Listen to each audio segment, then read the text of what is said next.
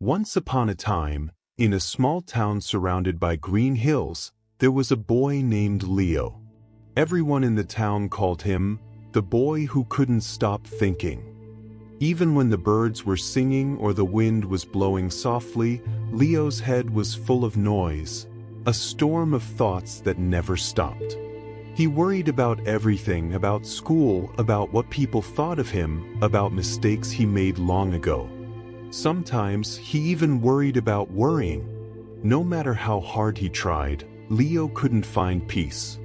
He couldn't sleep at night, he couldn't smile during the day, and he often sat alone by the window, watching clouds and wishing his mind could be as quiet as the sky. One day, Leo's grandmother told him, "Far away, beyond the Silver Mountains, lives a woman named Mira. People say she can teach anyone how to silence the noise inside their head." Leo's eyes widened. "Really? Can she help me?" His grandmother smiled. "If you truly want peace, then yes, but the journey won't be easy." The next morning, Leo packed some food, a bottle of water, and his courage. He walked for days, through forests, over rivers, under hot sun and cold rain. His feet hurt, but his hope pushed him forward. Finally, after 7 long days, he reached a quiet valley. There stood a small wooden hut covered in flowers. A soft breeze blew, and Leo heard only the sound of birds and running water. Outside the hut sat Mira, an old woman with silver hair and bright, kind eyes. She was painting on a small piece of wood. Leo walked up to her and said, "Wise one, my mind never stops talking. I'm tired and sad. Can you please teach me how to find peace?" Mira looked at him gently and said, "Come, sit down, child." They both sat beside a little pond full of fish and water lilies. After a few moments of silence, she said, "I will give you a task. If you can do it, you will understand how to quiet your mind."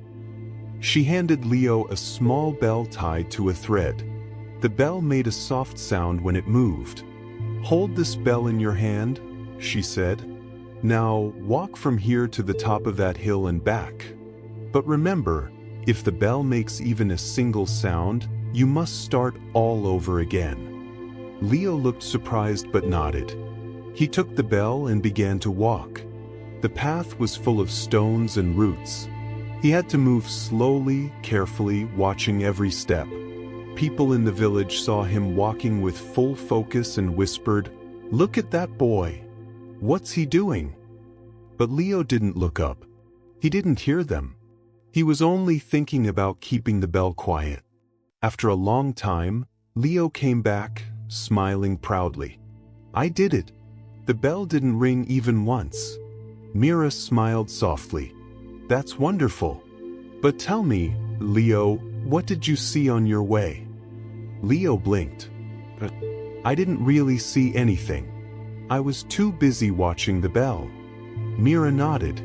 "Did you hear the birds singing?" Leo shook his head. "No."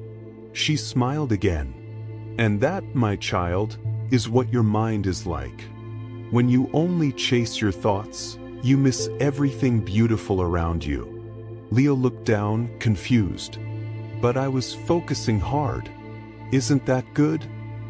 Mira stood up and said kindly, "Focus is good, but peace is not about forcing silence.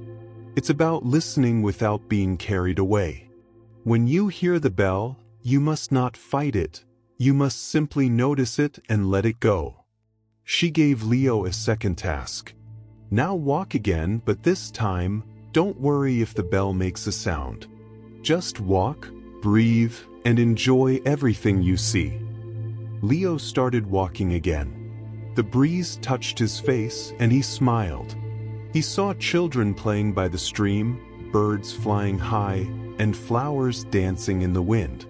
The bell rang softly a few times, but he didn't mind. He just listened, smiled, and kept walking. When he returned, Mira asked, "How do you feel now?" Leo's face glowed. "Peaceful, really peaceful. The bell rang, but it didn't bother me. I just felt calm. Mira nodded. That is peace, Leo. You see, your thoughts are like this bell. You cannot stop them from ringing, but you can stop them from controlling you. When you let them come and go, your mind becomes light, like the sky. Tears filled Leo's eyes. So peace was never far away. It was always inside me. Yes, Mira said softly. Peace is not something you chase. It is something you allow. Leo smiled and bowed deeply. Thank you, Mira. I will remember this for the rest of my life. The sun was setting as Leo began his journey home. The world looked the same, but he had changed. His steps were slow and calm, his heart quiet and free. That night, for the first time in years, Leo slept peacefully under the stars. From that day on, whenever his mind started to fill with noise, he would close his eyes, take a deep breath, and remember the soft ring of the bell, a gentle reminder that peace lives in the present moment. If you like this story, please give it a thumbs up and share it with your friends. And don't forget to subscribe for more inspiring stories that bring peace to your heart. Thank you for listening. See you in the next story. Until then, stay kind, stay calm, and stay peaceful.